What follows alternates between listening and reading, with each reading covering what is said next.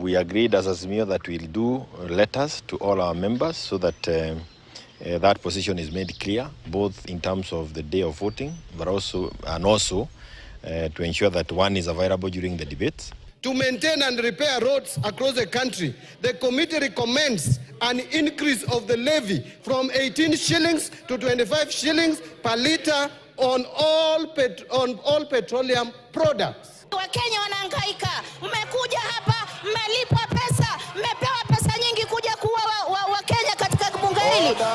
Cannot eat your cake and still have it. You cannot say on the other hand, that you are supporting what the executive is doing in terms of funding you, what touches you, but you cannot show them where they'll get this money from, Honorable Speaker. Mimi kama timu Wanyonyi nahakikisha ya kwamba ushuru yoyote ambayo italeta suffering to the people of Kenya, I will not vote for it. Maybe nitarusha nje. It is not the party you are defying. You are showing contempt. You are being contemptuous to the people who voted for you. They have rejected the bill. The president said he will not borrow. He said this country must be built by Kenyans. That is said open. That is how you build a country, my friends. You don't build a country because of debts. Ati kukopa hapa na kukopa pale. You build your country using your own taxes. Ni jukumu letu kulipa ushuru, lakini ushuru ingine hatutalipa. Si ndio? Ingine tutasema no, no, no. We don't want a punitive finance bill. We want a finance bill with the priorities of the people. We want a finance bill that takes care of food, that takes care of education. We want our children to go to school. If you tax then the bread that is in the market, then what will end up doing is that people will move away from that form of bread to other loaves of bread that are baked by the roadside. Fine, I don't want to pay the motor vehicle circulation tax. Fine, then don't use a car. Like we're saying, I don't want to use the expressway. The bill is not helping anyone. We don't have proper medical policies, and you still want to tax us to the bone. It cannot happen like that. Create proper medical policies. Stop taxing us to our bone. Be caring to your people. Mwanasiasa hapa, watu wamechoka na finance bill, ukiangalia paka Asians pia wametoka. Si kawaida kama. Niko na kampuni ya eye catchers. Niko na vijana kama 15 nimeandika. Sasa sijui nitapelekea hawa answer gani. Manake hawawezi kuenda kwa shule, wanashindwa na mambo mengi. Nataka ndio nisimamie ndio wapate jibu vizuri. Hii finance bill inakuja parliament saa hii. Iko na mambo mingi, hiyo kiti ikipita parliament itaongeza maisha, karama ya maisha ikuwe juu sana. We have heard you and the committee has briefed the parliamentary group on the proposed changes that they have proposed. We are all in agreement that there are two things that we must do. One of them is that we need to protect Kenyans from increased cost of living. We are putting excise duty on the one that is imported, but the ones that are made here locally, those are exempted. So there is no worry, there is not going to be increase in the price of wheelbarrow. What will be subjected to pay as you earn will be an amount less than what was there before, and therefore more disposable income will be going to many employed Kenyans. The burden is not lessened in any way, and I believe some of these things were put there intentionally as a red herring to, who doing Kenyans. But the burden remains, the pressure must remain. Tusikue tunakuja kikombe kuambia wananchi uchumi unaenda juu. Ni wananchi wenyewe wasikia uchumi ukienda juu katika mifuko yao. 3.92 trillion. It is a lot of money that we are anticipating to spend. So for us to raise that money, we have to have this finance bill bus. Ikipitishwa tu, nataka nihakikisha kwamba ile kodi itaokotwa kupitia hiyo bill. Hakuna shilingi hata moja itaibiwa. Hiyo budget ikikuja bunge sisi pia tumeshapitisha na tutaendelea kukusupport. Kuna a lot of wastage na kuna lack of accountability. So we're asking the president, do a debt audit. We're not refusing to pay taxes. We want to know where our money is going. So, munite zakayo, munite nini, lakini tulipe tax, tujenge Kenya. Hiyo finance bill mnaongea ati mtaongeza tax. Hawa mnaona hawa. Wasiwadanganye na msidanganye finance bill chini. What I want to tell them, scrutinize it more. Yeah, scrutinize it more and make sure that our people are well taken care of, because you know we are suffering. Kenyans are suffering. Democracy is power of the people, for the people, by the people. Attack Vita. Reject, not amen. Reject, not amen. Reject, not amen. Reject, not amen. Reject. Ruto must go. Ruto must go. Ruto must go.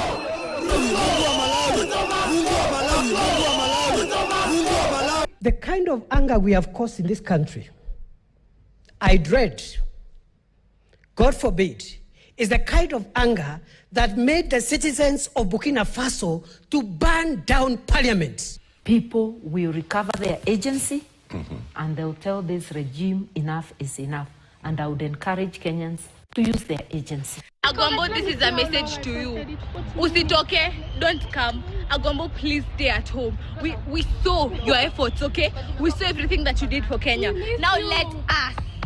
We miss you, but Agombo, please don't even come outside. Don't come outside. Tunatoka on your behalf, okay? All right, a call there for Agwambo not to come out. If the director may just pick up this particular editorial cartoon as well. He really clamped down. They were saying, yeah, Zakayo acha shuke chini. You can call me Zakayo and whatever you want, but we have to pay taxes as it is right now, as we can see. Okay, I'll clamp down. That is what the editorial cartoon is showing today. If we may pick it, please. Yes, that's where. And we can see it's coming down. Those were just the feel and flavor of this week as far as the finance bill is concerned. We still wait for next Tuesday as well to see how it will pan out in Parliament. Agwambo has been told not to come out. Yes. He's been missing in action. Stay at home. Stay at home. This is how we're going to do it. The Gen Z. They want to retire him. Yeah, they want to retire him. Yes. So Agwambo had better win the AUC chairmanship. We take him to Addis, yes. Yes. But you know, it's been declared irrelevant. Yeah, I think once it's been declared irrelevant, I think I really sympathize with the police. Serious sympathy. With the police? Yeah, yeah. I mean, they had kunakuwa maandamano. They came out in exactly the same way they've always come out. Yeah, water cannons, tear gas, everything else. That's how they came out because of this maandamano. Of the expectation that it will but be. But the maandamano is different, right? And they don't have, and I hope I'm not going to be shot for this literally. They don't have the intelligence, right? And not Hapa, but just the gathering of information and everything else. They don't have the intelligence to understand that things have changed, right? Even as they were doing whatever they were doing, and going to the streets to get these guys off. They should have their own intelligence people there looking at the situation at the back and saying, guys, let's change tact. Yeah, things are different. Things have changed completely. There are no stones. There are no. Yeah, we don't have people sort of going around to loot the shops because the looting never really happened at all. These guys were actually being protected inside the shops by the shopkeepers. The shopkeepers didn't shut. These guys went in, and whenever the tear gas came, they would go to the shops, talk to the shopkeepers, and then they go out again. Right? So with all these changes, how come the law enforcement agencies, intelligence, doesn't tell them to change their tact with these people? Because these guys, their power was not on throwing stones, their power was in social media. But I guess I hope they'll pick it up quickly and they'll go back to the drawing board, how to deal with this kind of things. It's having people like Atuor is still there calling the shots. People perhaps should giving opportunities to this. But even what is worrying to the police officer there, if he was or she was carded enough, you'd probably tell you he's suffering more than anybody else or than it was before. But I suppose there are other orders. No, but they are on duty. So they really, yes, they really have to. When things, and just allow me to say this one thing, the concern that I would have if I was in charge is that this kind of engagement that these young people are doing is striking a chord because they're not saying it is those people, it is us. This is what we're suffering. If that message goes across to the same person who is supposed to maintain law and order and beat them up, and they realize that I'm in the same position, what will happen? Right. What will happen? Well, you still got to let's work, let's just think long term, because it means that these people could become part of that movement. Sometimes it does. If this appeals to them, if something appeals, you can have that. You can have that. That Damascus moment. Yeah. And if the message is strong enough, right?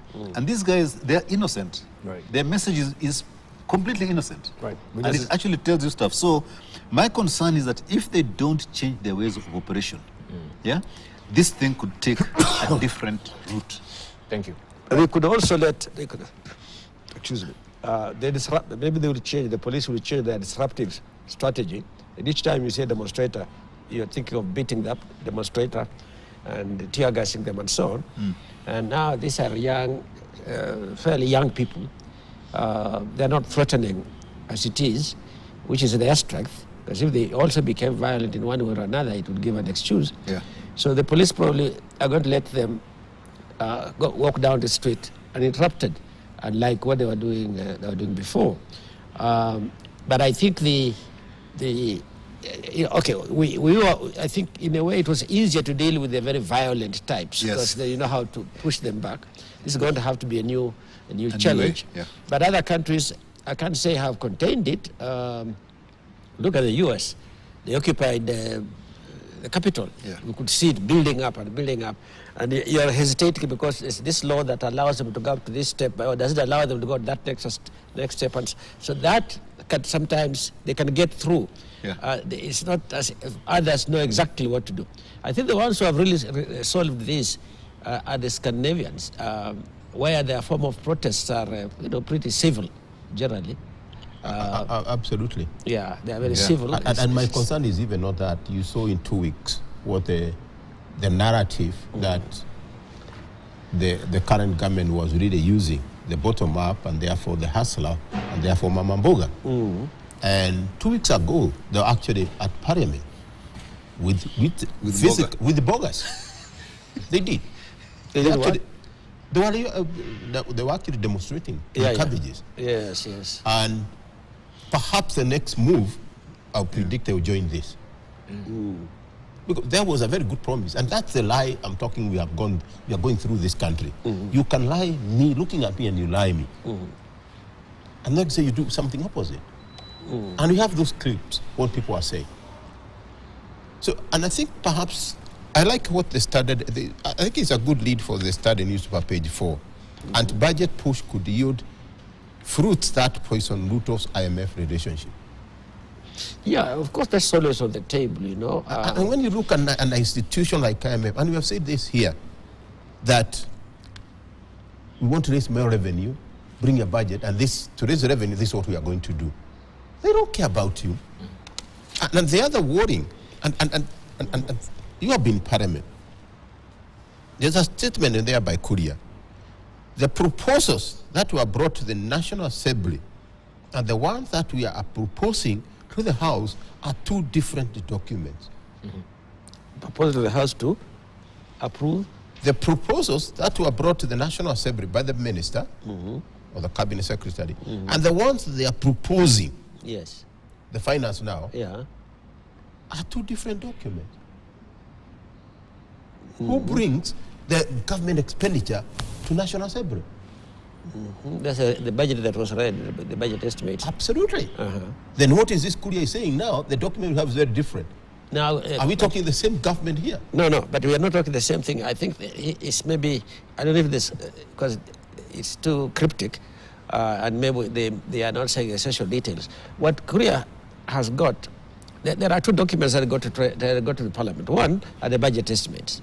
Right. The other would be the tax proposals, let's call it tax, revenue proposals that will finance this budget. The budget itself. Yeah, so they're actually two separate but related. Yeah. So if Korea says this is different, maybe that's overstating reality a little bit more. The thing we just talked about a bit earlier.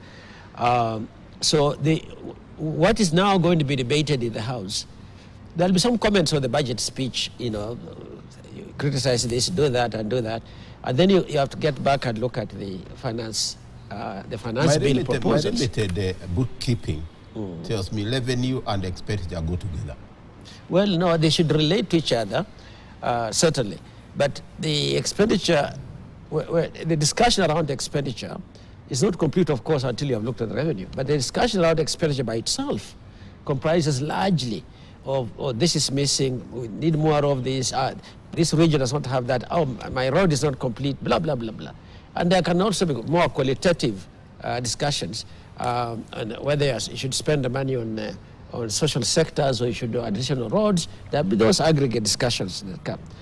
But the bottom line ought generally to be that we can't afford to spend more than we spent last year. Let me just give it an example. In real terms, we should freeze it there. Freezing the aggregate, but not the components of it. Components can still shift. Now you go to the tax side. That would mean that if you are freezing there in real terms, the taxes will not go up in real terms because the aggregate they are financing is what you financed the previous year. But now if you don't do that, and it's a completely freestanding, it's a zero base as it were, then there are a lot of issues that have to be. I don't see. I'm not understand that disconnect because the parliament has not. It's not them developing the budget. Them is to discuss what has been developed. That's my understanding. No, but they have the power to develop a budget. Yes, you see. But usually, what they receive at hand, the government, the executive has made a proposal. They have not built it up themselves. But now they have powers to undo it if they wish to. But they don't do that. They agree with the executive and it goes along. They do a minor 10%. I hear you. I think the parliamentary process is what must be examined. Parliament and its members need to have a mechanism that allows them to properly interrogate what comes to them, for them to be able to make an informed decision about the decision they're supposed to make on what has been presented. Yeah? Now, whether that process of being informed is being done properly is what I worry about. The first things, if I remember in Parliament that came in 2009 after that election, in 2010, was that they now moved drafters of law from the AG's office into Parliament. Yeah? That's the first time, because the drafting of laws, of bills, were always in the AG's office, not in Parliament. But now, because it is us who are discussing it, it is us who will amend it, why do you have it going from here to that place and back? Why don't you bring those people in here? So that we are actually working with people who understand the drafting. So even when you're doing amendments, it is being done real time.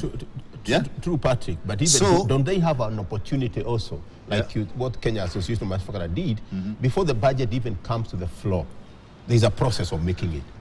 I'm going differently. I'm taking a different route. Right. I'm taking a route that they don't actually make the budget, because their role is to consider and interrogate what has been given to them as a bill from government, and then if they see fit to pass that bill. Yeah? But they have the leeway to make the budget as necessary. Now, that whole process of interrogating that, who is it? Do they have the Kiptos, the Kamau Duges, the specialists who know?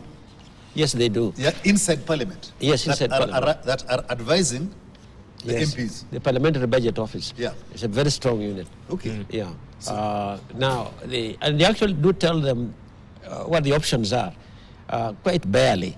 In bare terms. Theirs is to advise. But that is also very suspicious.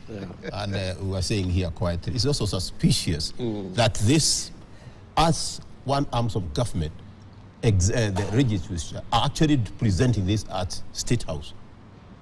That's not. So where do you bring the difference? The executive and them. No, what he's talking about is that particular address that you saw.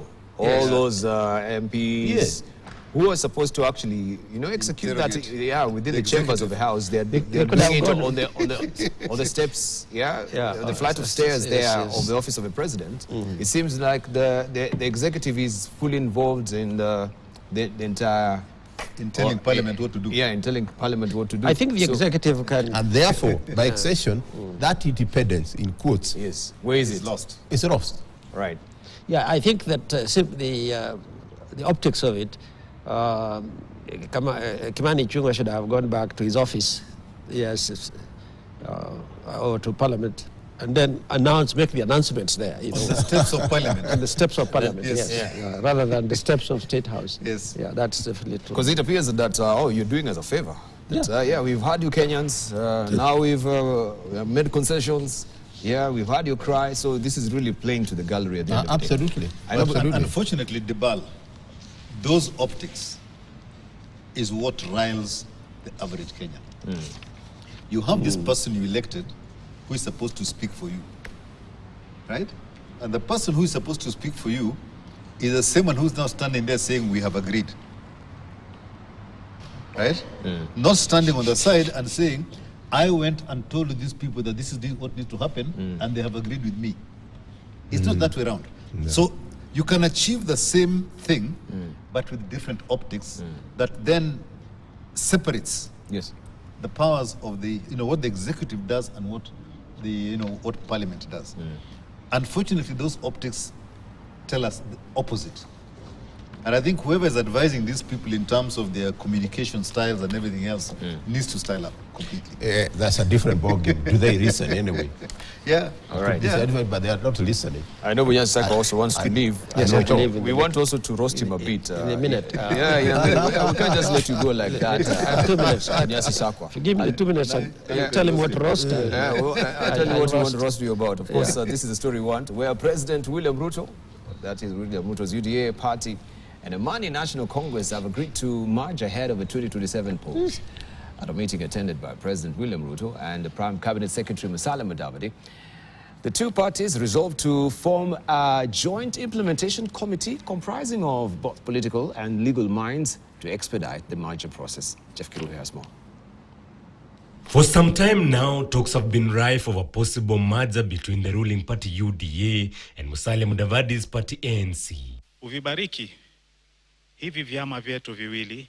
Barely 2 years into office, the ruling coalition has now set in motion plans to realize this plan ahead of the 2027 polls.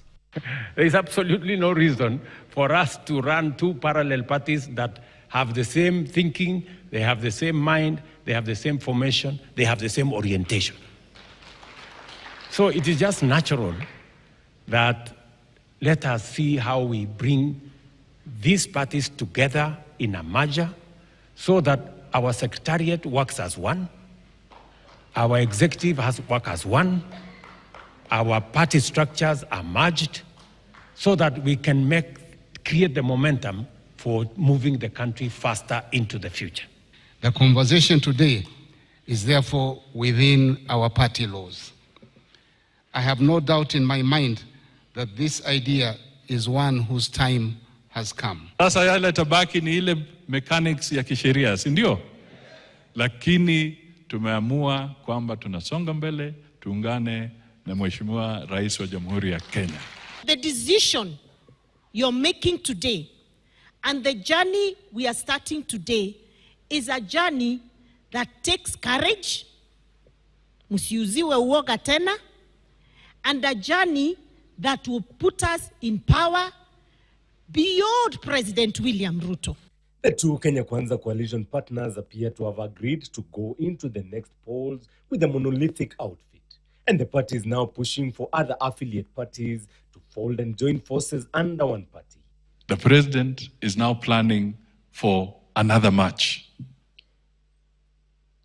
If they knew the formation at that time, he has to prepare so that there'll be a different formation at the next match, which then plays and wins. All we want is victory for the team. And the team leader is President William Ruto. A stronger party will help us deal with the challenge of ethnicity, will create a bigger, united, more representative formation that brings the aspirations of more Kenyans into an organization that will help us drive Kenya into the future. Other affiliate parties within the ruling coalition are hesitant to fold for fear of losing the political negotiating power in the next poll. ANC made the decision to work with UDA. Many people were not sure whether that was the right decision. But it was the right decision because we formed the government. Mimi naomba tu sasa wale viongozi wetu wengine ambao bado wako na vyama zile zingine. Mheshimiwa Wetangula, tafadhali fata barabara ya Mheshimiwa Musalia Mudavadi. So that sisi wote tuwe na chama cha nguvu. Tukitaka kubagain, tunabagain kama Waluya wote wako kwa gari moja. The current push is akin to the 2016 merger between retired President Uhuru Kenyatta's TNA and Ruto's URP that gave birth to the Jubilee Party that went on to take power in 2017 general election. Jeff Kirui, KTN News. All right, Bunyasi Sako, before we let you go for your board meetings. So you've been pussyfooting around with the ANC. We saw earlier calling the bluff of the Secretary General Malala that, what is he talking about? We're not folding ANC. Something was in the offing and you people are coming out, holding conferences. At the end of the day, here we are. You've been swallowed up. You know, this is a process. You know, and if you look at the process at one stage, it may appear like one thing and appears different at the other, but I think it's just part of the whole.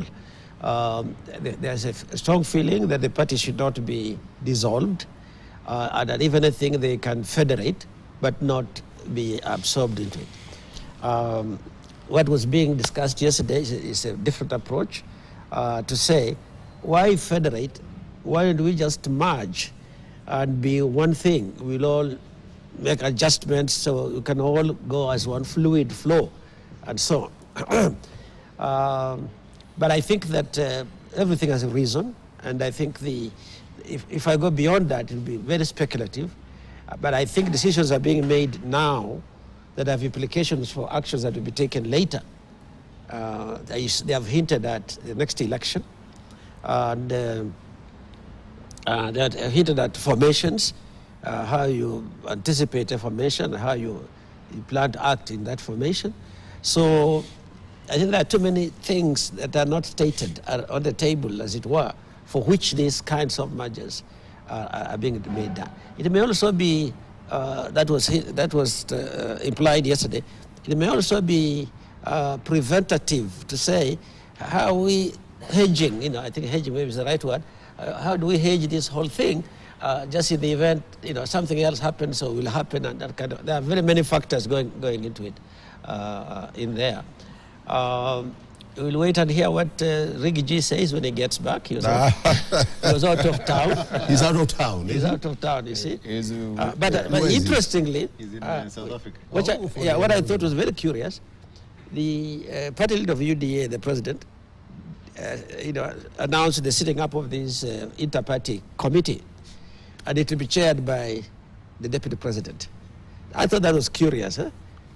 So that the deputy president does not see in it any mischief in relation to his own role. He's an interested party. Yeah, I think so, isn't he? Yeah. So he can at least complain this time.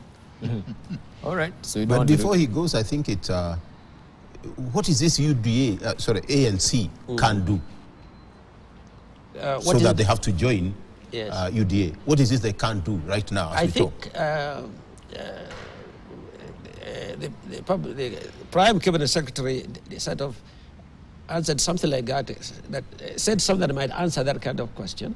What he said is that he doesn't want to be penny wise, pound foolish, and pound foolish.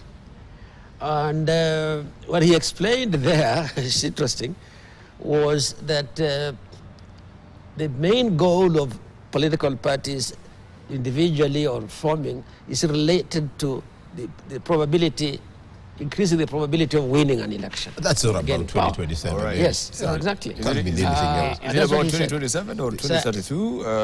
Is he being positioned, of course, for 2032? Is being poised for that? Is being prepared for that? Being prepared for 2027 and then for 2032. Yeah, and 2032. So what is it? What's I could be sitting next to the Vice President of East Kenya, you know. This forum actually. That's the last time you ever see him here. That's the last time we ever see him. Just as regarding Gachagua. I enjoy this, and I would always, let me lie publicly, I would always be present here. So. Even when you're the DP, now we need to be coming to the decorum and the protocol won't really allow. Yeah, will be a first one for me. You'll need the biggest studio to accommodate his security. But you see, that's the biggest thing with the... We need to take a short break. With the Gachagua. Could we take a short break so that we release him as well? Sure. We run some commercials. So we want to appreciate you. Thank you so much. Thank you. And of course, also take this opportunity to congratulate Patrick Obath that he was recently elected as the Vice President of International Chamber of Commerce. Yes. Right? Excellent. Well done. Excellent. Congratulations. All right, we'll take a short break. When we circle back, of course, we continue with more. And we shall hear from Patrick Obath and Gituro Wanaina. Still on, you want to speak on Gachagua? Or related to this as well. We'll go to a bit of politics, see how we confuse it with the economy, how it will have implications. Jesse Sako, thank you very much. Thank you very much. All right, we'll take a short break. All the best.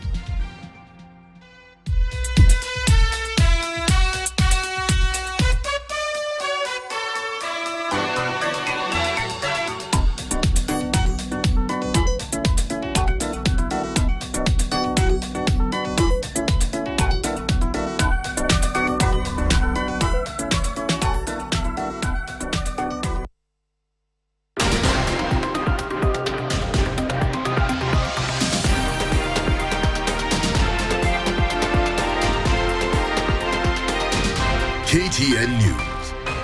Get the whole story. Je, unajua unafaa ku-update token meter yako? Steps ni 2 tu, kureset na ku-update. Kenya Power watakutumia message iko na code alafu unaziweka kwa token meter yako. Ukipata ujumbe kutoka Kenya Power, yani SMS, weka kodi ya kwanza kureset, alafu weke kodi ya pili ku-update ili token meter yako iendelee kufanya kazi kama kawaida. Update token meter yako. Ujumbe huu umeletwa kwako na Kenya Power and Lighting Company.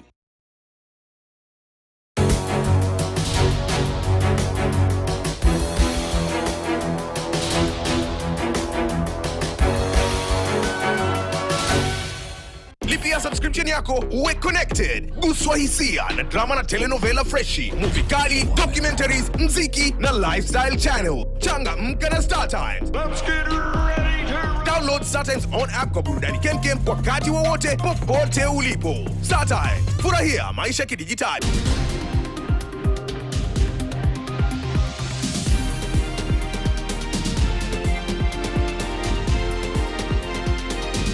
KTN News. Get the whole story.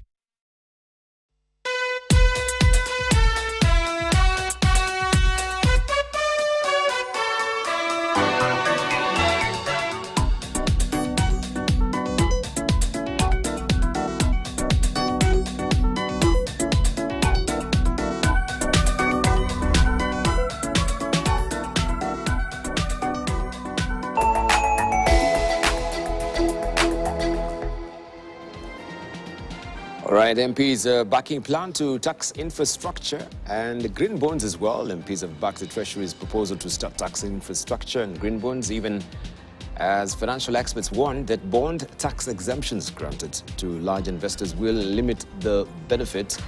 Also, we'll tease out just that momentarily, looking at the prospects of trying to be a green initiative leaning country. What will this really do, especially the green bonds, when we're stimulating economy, social and governance in the country, so to speak? And of course, we'll want to hear from environment, social and governance, that is ESG, where it is being fetishized and gaining a buzz right now in the country. But before we head there, we took a short break and we were to hear from Gituro Wanaina, especially on the swallowing up of ANC by UDA and many parties that will be swallowed up as well.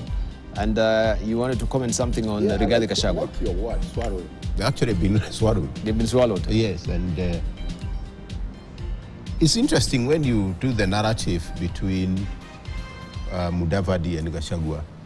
Gachagua has no party to be swallowed. He's in UDA already. Yeah. So you're already in the box. And that's something perhaps I thought a good friend of ADD, Musalia Mudavadi, should have seen. I still want some independence. Because right now, the question I was asking, to my mind, he's doing well. He's perfectly actually engaged in what's happening in government. Because there's this whole idea, I want to control everyone. And that's why for a long time with the Tengura, they have probably not been swallowed. And it's something to look at. And I have no doubt Musalia is somebody who can see it through. But also very telling when he is made the chair of that committee. It's almost like you're cutting it. We probably go by what's already anticipated. But the sad thing is, and when we start now, the whole thing is to see how do we get ourselves into 2027. And whether we like it, I'm saying I have a constituents here, huge, which you might turn things around in 2027. But the beauty of it, and we should not lose that sight, the young ones on the streets are saying, we don't care about that. And I hope we should move that level. We don't care about that. They don't care whether it's Buyas who brought in or Kikuyus. The bottom line, are we really doing in terms of ensuring everybody has a quality of life? That's the bottom line. But I can see very clearly, and I could be wrong, that and if Allah keeps us, we'll be here. That's the game plan than anything else. 2027. Right. But talking about I worry that we are just doing more of the same. This whole issue of merging a party and having a mega party and all the rest of it. Our politics and our whole political dispensation here is around numbers and ethnicity, even despite the fact that somebody didn't say it. Right? He said it's not about ethnicity. It is. It is. It is about this ethnicity, this whatever. We get numbers from these people. Right? And once you get numbers, it's a block, and that block is ethnic. Right. Period. It's you know, you're going for the block in Western. Yeah, that's a Luyas. Period. That's what you're going for. So the issue of, this is not about ethnicity, it is 100%. It flies in the face of what he says. It flies in the face of that. And the sad thing is that we're doing exactly the same thing as we've done since, I think, 1992, when the space was opened up. Right? You're forming alliances purely to get into parliament. Then when you get in, you do what these young men don't want. You fleece the country. That's literally what happens. That's what follows. And that's really the thing that happens. The thing that this country should be focusing on is beginning to talking about the ideology of a party. Right. Right? The word ethnicity shouldn't even appear in the discussion. Nothing should appear. It's about the people who want to join us because our principles that are underlying this party is X. And that is going to underline this party for the next 10, 15, 20 years. Right? And obviously, the political divide globally has changed a bit. Yeah? You used to have extreme left and extreme right. That's what it used to be before. Now you've got center left, center right. They're all just shades because the general way that the world moves is uniform, more or less. Right. It's just how do you make that movement happen? Right? We have this set of principles that will get us there. We have this other set of principles that will get us there. And these principles will affect the will affect the Mwananchi one way, and these principles will affect the Mwananchi another way. Yeah. But our objective is to get to the same place. And I can easily craft it in a way I isolate somebody like Gachagua. Yeah. So I probably don't need you. So I would not subscribe to a party that is done that you got a mega party. I would subscribe to say my party, yeah, my party has got this principle, right? We believe that the economy of this country is going to grow by these principles here. 5 or 6 of them, and that underlies the future of this party. Do you subscribe to this? Right? And this other one has got that. That is all we need. But we are not deep enough in our political dispensation in this country to come out strongly in that. But how do you help, you even as a business community, from the academia as well, I don't know, from the provision of the political parties, if you have that particular leeway, that you come up with a party that is strongly linked on the economy, and everyone can rally around that particular party that they feel that resonates with some of the policies that are friendly to the business environment in the country. Because of course, if the business environment grows, everything really goes up at the end of the day. So that we decouple ourselves from the issue of that ethnicity. Party is forming itself on the streets. That party? That party is forming itself on the streets. They are not linked to anything. They are linked to issues. They're talking about their pocket. They're talking about whatever it is. You're seeing the radical change in thinking. And you need sufficient people who are thinking differently to form that new party. It's not going to be a reinvention of the existing ones. Those existing ones are too entrenched in how they've been. But I think you need to move beyond that, because if you look, really, if you scrutinize the bottom up, nice manifesto in terms of economics growth. If you actually look at deep in, and I suppose Day and Dongo, probably that's what they thought, it's how do we jumpstart production? And for you to jumpstart production, you must address the supply side. That's the manufacturers, everybody. That was the whole idea of bottom up. And that's the Reagan economics. And if you look at the history of the US, the only US really changed the world was during the Reagan economics. So was the UK. That lady was voted back, Thatcher. Because they looked at how do we make the economy grow. Now go to the supply side. Look at the manufacturers.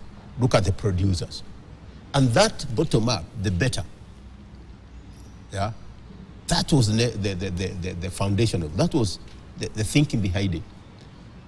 Now, what the difference comes in, and I think that's what Patrick is bringing in, is now the courage, in fact I would call it courage, and the willingness and the honesty to follow through that economic blueprint. The same with Vision 2030. Very strong blueprint.